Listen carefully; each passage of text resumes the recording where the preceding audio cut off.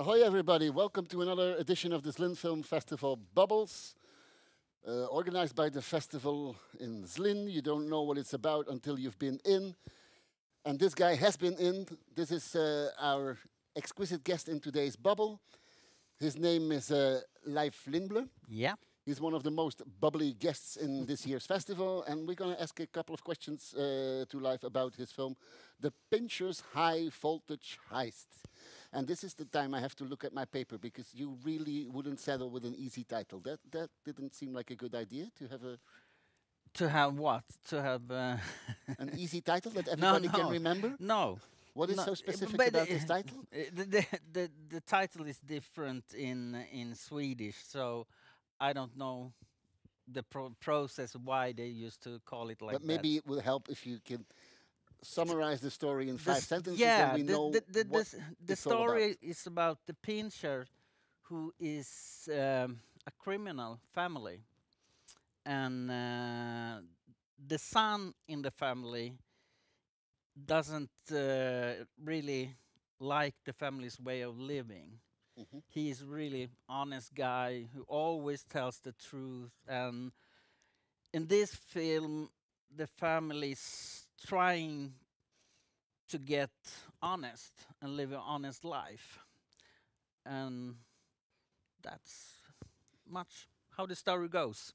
But at the same time, there is a certain attraction in this criminal world and in all this thievery. You make it also look a little bit exciting to be on that part of society.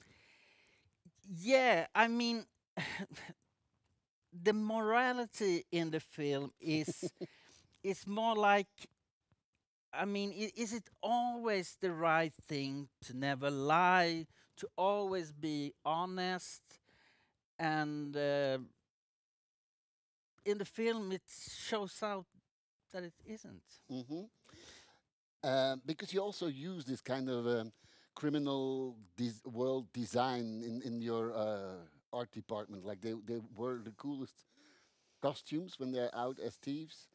And you also use a specific kind of humor. We might come back to that later. But how did you design this art? Yeah, I designed it when I first read the script. I was thinking about like a communities from the 60s that had been like static, Hmm. because we use some modern things there, but in the same time it's very much analog, Hmm. everything. Hmm. Like, and for a director and story writer, it's great that there are no mobile phones. Yeah. Can I also compliment you with the joke that made me laugh the hardest so far in this festival? When you call your policeman Paul Eastman? Yeah. You have a specific type of humor. Yeah, actually, that was the writer's idea. Because everybody in Swedish have this kind of name. The owner of the candy shop stores in Sweden, it's holy tender, and it actually means you got hole in your teeth. Yeah. How's your personal relationship with crime? Do you remember your first thievery in your life? Uh, Not the first. The biggest. No, no, no. Well, I come from a town in Sweden that I think in my days had the highest criminal rates in all of Sweden, actually. And that was S- because of you? Yeah, no. Let me put it differently. Do you have children? Yeah, one. Would you be the most proud if he became a or she became a master thief or a master cop? Of course, master cop. Okay. Uh, Underneath all these jokes, there's also a particular storyline about the outsider not fitting in, which is the boy Turer. And it's a really nice family, the way they are together with each other. But he is also the exception within the family. How did you balance that character? Uh, It's a bit tragic to see him as a loner surrounded yeah, by. yeah, and the thing, the complexity that I like in that conflict is that it in the in one end it seems so easy because he is like, okay, but I want you to tell the truth. I don't want you to steal Hmm. because that is the right thing to do.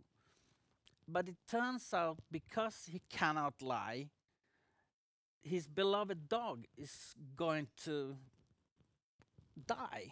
And the name of the dog is Uh, in English. In Sweden is snuten. Yeah, but in English it's cop. Cop? Yeah, Which also yeah. fits to the. And he's a descendant from a generation of thefting dogs. Yeah, but not only that, he's a Robin Hood dog because Yeah. there's also this thing that there is something to say about thievery when it's the result of social injustice. That's what the dog proves Yeah. us. Yeah. Uh, yeah, we have this parallel with an Irish family Hmm. who had this type of dog, and they have to steal for their survivor Hmm. to survive. Otherwise, they wouldn't have any food. Leif, I have one last and very short question for you. Yeah. You know about the city of Zlin? You know that the empire of Zlin is built on one thing, shoes? Yeah. I That's know why I that. would like to ask you as a last question to show the camera your shoes. You can put them on the table and tell us the story of your shoes. Why are they here? What's the story behind them? Oh, I don't know. They were comfortable, so I bought them. That's a good reason. Yeah. There's no specific story, No. but No. you bought them yourself. You're a Yeah. grown up guy buying your own shoes. Yes. That's something to congratulate you about already. Thank you for making such a lovely film. Thank you for being in this festival. I hope you have enjoyed yourself here in Zlin. Yeah, very much. It's really nice here.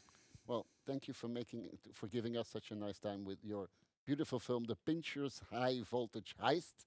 I have to look again to remember the long title, but I will not forget the director, Leif Lindblom. Thank you for being with us. Thank you, people watching our Zlin Film Festival bubble, and we hope to see you again soon in some other interview in our studio. Ahoy! Thank you.